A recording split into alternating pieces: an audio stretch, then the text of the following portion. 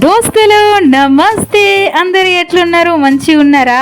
ఈరోజు మన వీడియో వచ్చేసి ఎండుమిర్చి, కరివేపాకు, వెల్లుల్లి ఇవన్నీ వేసి కారప్పొడి అయితే వేసిన అండి.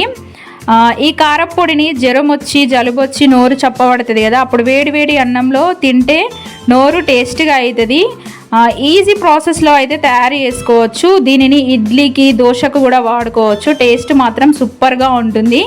మనము దీనికి కావాల్సిన పదార్థాలు అయితే ఇప్పుడు తీసుకుందాము. దీనికి కావాల్సిన పదార్థాలు వచ్చేసి ఎండుమిర్చి అండి, ఒక 20 తీసుకున్నాను. ఎండుమిర్చి ఇంట్లోనే సింపుల్గా చేసుకోవచ్చు. బయట కొనుక్కొచ్చుకుంటారు కానీ బయట కొనుక్కొచ్చుకునేదంతా బాగుండదు, మనం ఈజీగా ఇంట్లోనే వేసుకోవచ్చు. దీనికి కావాల్సిన పదార్థాలు ఏంటంటే ఎండుమిర్చి, కరివేపాకు, వెల్లుల్లి రెబ్బలు, అలాగే పోపు దినుసులు అండి.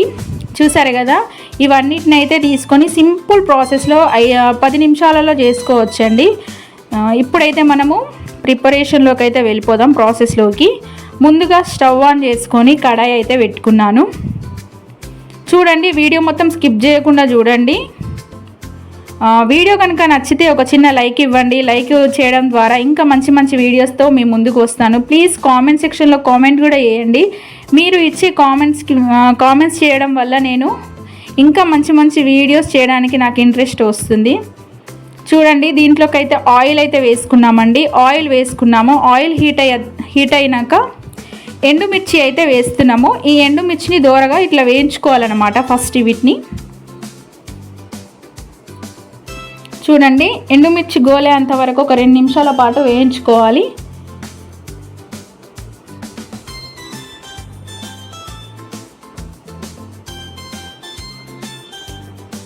జలుబు అయినప్పుడు అయితే ఈ కారప్పొడి వేడి అన్నంలో వేసుకొని తింటే జలుబు అయితే ఈజీగా తగ్గిపోతుందండి. ఎందుకంటే ఘాటుగా ఉంటుంది కాబట్టి సూపర్ టేస్ట్ ఉంటుంది. ఖచ్చితంగా అందరు ట్రై చేయండి. దీంట్లోనే ఇప్పుడు కరివేపాకు వేస్తున్నాను. చూడండి, ఎండుమిర్చి వేసినాను, అలాగే కరివేపాకు కూడా వేస్తున్నాను. మంచిగా వేపుకోవాలన్నమాట. చూసారు కదా, కొంచెం వేగిపోయాయి. ఇప్పుడు దీంట్లోనే మనము పోపు దినుసులన్నీ తీసుకున్నాము. పోపు దినుసులు అనేటివి కూడా దీంట్లో వేసుకోవాలి.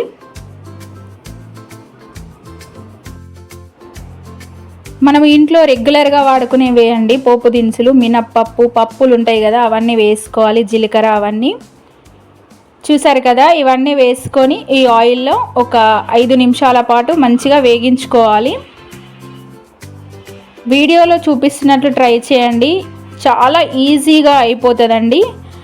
దీంట్లోనే ఎండు కొబ్బరి అయితే వేస్తున్నాము. చూడండి,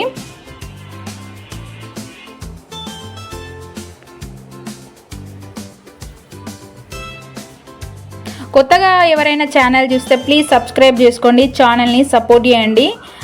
మీకు ఇంకా ఏమేమైనా ఫుడ్ వీడియోస్ కావాలంటే కామెంట్ సెక్షన్లో కామెంట్ చేయండి. ఖచ్చితంగా చేసి అయితే వీడియో అప్లోడ్ చేస్తాను. చూసారు కదా, అలాగా వేగించుకోవాలన్నమాట. ఆల్మోస్ట్ వేగిపోయాయండి.